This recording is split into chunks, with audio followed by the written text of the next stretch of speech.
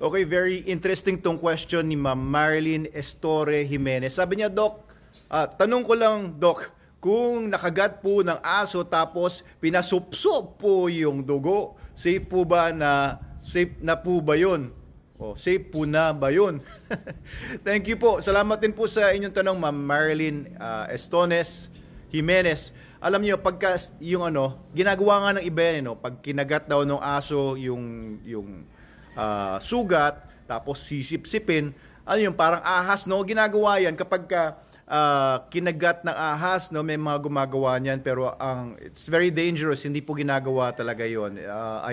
I have a friend who is a herpetologist, tama ba? Ibig sabihin na sila ay mga eksperto sa mga ahas, hindi nyo dapat gawin yon kasi baka naman mapunta rin sa inyo yung kamandag, so patutuluin lang ang dugo.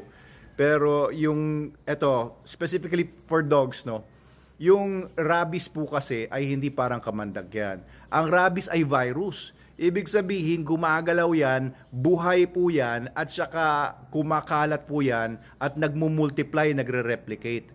Ngayon kasi, pagka, for example, na venom, hinigop nyo, pwede nyongisuction or patuluin yung dugo para lumabas yung venom, unless talagang na-introduce na yon ng marami. Mababawasan yung volume ng venom na nakapasok doon sa sugat, so it's possible na makabawas yon doon sa deleterious effects or nakamamatay na effect ng pagkagat ng ahas.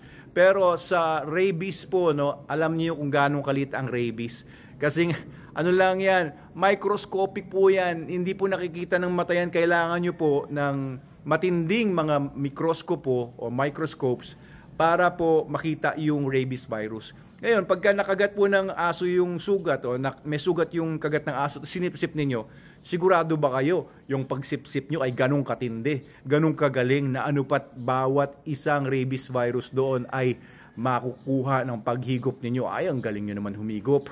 Okay, so hindi po pwede. No, it is not enough na hihigupin lang po yung sugat para mawala yung rabies. May mga gumagawa po niyan, mga albularyo, mga spiritista, hinahanap daw kung saan yung rabies, tapos pag natukoy daw nila, sisip-sipin lang yung spiritista. That is very impossible. Gumagaling daw yung mga nagpapasipsip, sabi ng iba. Pero ang tanong, talaga bang may rabies yung napagaling niya? Baaring nakagat ng aso pero wala namang pumasok na rabies. Ang rabies po ay virus. Hindi po yan basta-basta magpapatalo. Oo, hindi basta-basta yan magpapasugpo. Masyado sila maliliit para makuha ng paraan na paghihigop kayo man or ng mga albularyo. So it's not going to be enough. You have to go to your animal bite center or hospital para po magpa-injection kayo. Yun po ang mas matindi, mas safe yan. Kasi ang ipapasok na po sa inyo ay panlaban sa rabies at magpo-produce yung immune system nyo ng antibodies para labanan yung mga rabies virus to the smallest rabies virus available sa loob. At ganoon din, bibigyan din kayo ng erig. Ayan. So,